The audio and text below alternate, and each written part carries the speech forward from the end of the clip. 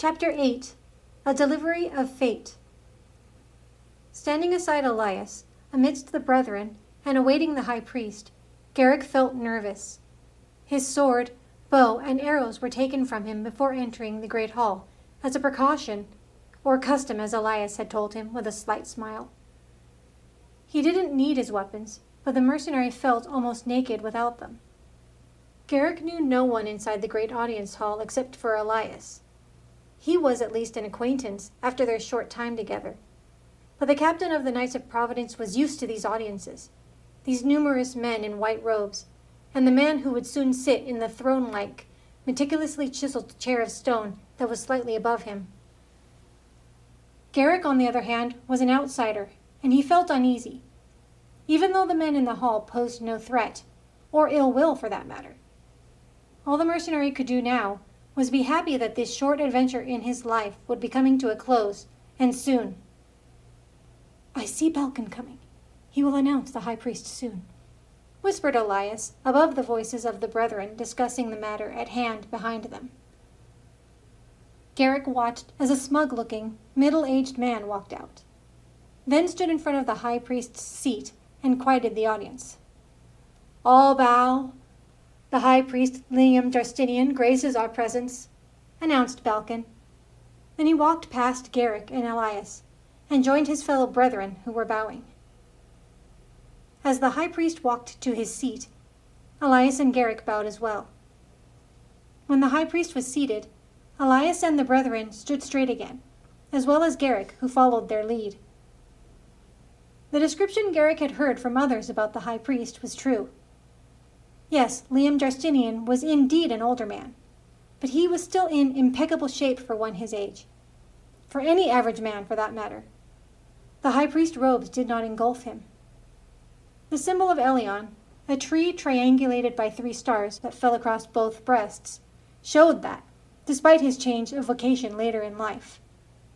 It was plain that Justinian was not one to keep himself only in books, holy or secular.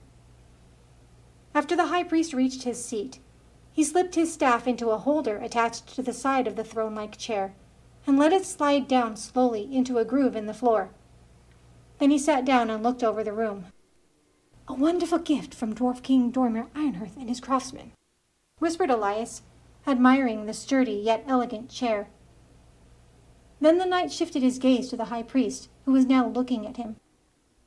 The knight, caught off guard, quickly stood up straighter.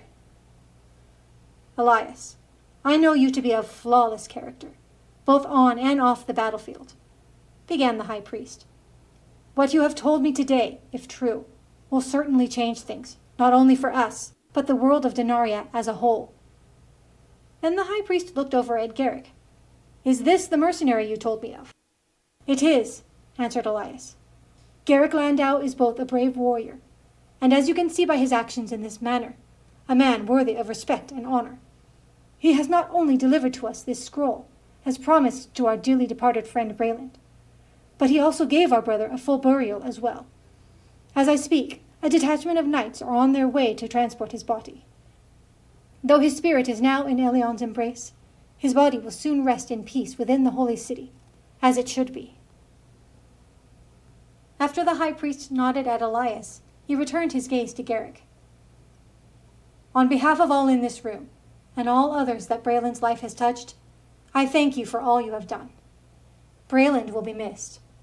He was not only of the brethren, he was a caring cleric to all, and—" Then the high priest stopped for a second, stroked his well-kept gray beard, composing himself, and finished, "a close friend of mine." Garrick, taken aback by the kind words and unsure of what to say, bowed his head slightly. "May I have the scroll, please?" said the high priest. It was more of a statement than question. Elias opened his hand. Garrick looked at the scroll one last time and breathed in. Then as he handed it over to Elias, he exhaled, knowing that he had not only kept his word, but that everything was now out of his hands. Whatever Brayland believed, whatever Pops and Mamu believed, whatever Elias, Stephen, or his own mother believed for that matter.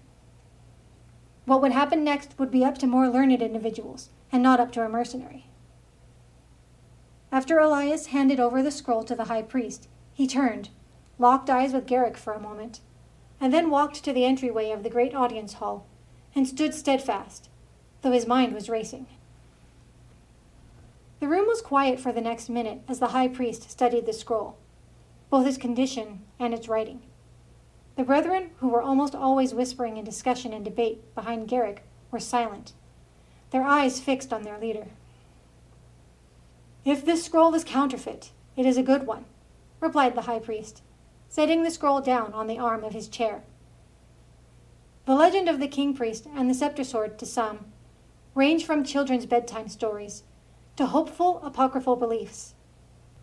Then the high priest's face beamed with faith. "However, here, in this city, it is truth. It is history of the early days of Elion and his relationship to his creation. Yes, it reaches so far back that this history has only been kept alive orally, but we believe it to be true." Loud shouts of agreement came from the brethren, forcing the high priest to pause briefly. Before the holy stones were ultimately separated from the scepter sword by the king priest, and split between the three good races to keep its power from landing in the hands of evil once again, the scepter sword's power was unparalleled, the peak weapon of rule, a weapon that could cut through any blade, armor, or shield. It pierced rock, its strength so immense it could slay a sovereign dragon. When wielded, wind came forth for defense or to bind an adversary. With the scepter sword, the king priest could even call down fire to destroy his enemies, then rain for purification. The high priest grabbed the ancient scroll again and pointed it toward Garrick and the brethren. "This scroll, if real, not only confirms the legend we believe, but it is the first written proof that the king priest and the scepter sword are more than a mere story." Then the high priest looked at the mercenary. "Garrick Landau, what is your relationship with Elion?" Garrick, surprised by the question, was silent for a moment as he gathered his thoughts. "I believe in Elion, high priest. My mother was a strong believer in the God of all creation. The magic of wizards and the miraculous healing come from his spirit." No, cut in the high priest. "I did not ask if you believed in Elion. I asked, what is your relationship with Elion?" Garrick nervously put his hands behind his back. He was no liar, and certainly would not want to start now with the high priest practically enthroned before him. "I will say that Elion and I have not always seen eye to eye, especially in my past. Also, if it helps, I have never looked to become a cleric." Then he looked over at Elias, "or a knight of Providence. Yet you not only went out of your way to not just brave 3-to-1 odds for a cleric you did not know. You traveled 3 days, even battled 2 trolls. And then, when you could have given the scroll to the captain of the Knights of Providence and gone your way, you did not," stated the high priest, leaning forward. Suddenly, anger surpassed Garrick's nervousness. Then he pointed at the scroll. "The man cared more about that tattered old parchment than his very life. His final moments of living was pleading with me to deliver it to you. How could I not help him?" The brethren behind Garrick began to murmur loudly. Falcon turned and raised a hand, and his fellow white-robed clerics slowly quieted. Garrick looked over at Elias, standing at the entrance. The knight shook his head in disappointment. Then Garrick took a deep breath. "I am sorry. Forgive me for my outburst," began the mercenary. No, Garrick, please relax. This is not a trial," spoke the high priest, with the palm of his left hand lifted. "I am not looking to catch you in a falsehood or question your decisions. I trust in Elion for guidance, but I must do my part as well." Garrick watched as the high priest began to finger an antique silver chain of what the mercenary could only assume was a medallion under his robes. The chain was very old, different from the ones all the clerics and the brethren wore. Most likely passed down to each high priest, assumed the mercenary.